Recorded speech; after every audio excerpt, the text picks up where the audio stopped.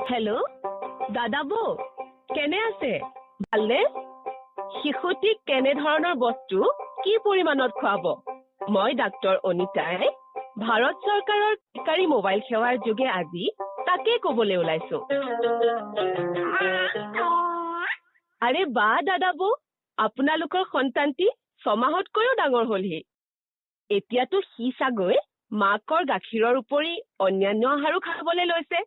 তেনেহলে বৌ শিশুটিক প্ৰতিদিনে অতি কমেও 3 পৰা 4 বাৰলৈ আহাৰ খুৱাওক লগতে স্তনপানো কৰাওক এতিয়া শুনক কি খুৱাব একেবাৰে সহজ ঘৰত যি ৰান্ধে তাকে পিটিকি থুপথুপীয়া কৰক আৰু তাত তেল বা ঘি মিহলাই শিশুটিক খুৱাওক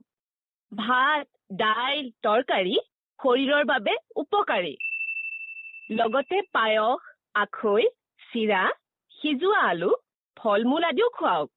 কিন্তু মনত ৰাখিব খুৱাবলৈ বা ৰান্ধিবলৈ যোৱাৰ আগতে সাবুনেৰে নিশ্চয় হাত ধুই ল'ব তেওঁলোকে বুজন পিতৃ-মাতৃ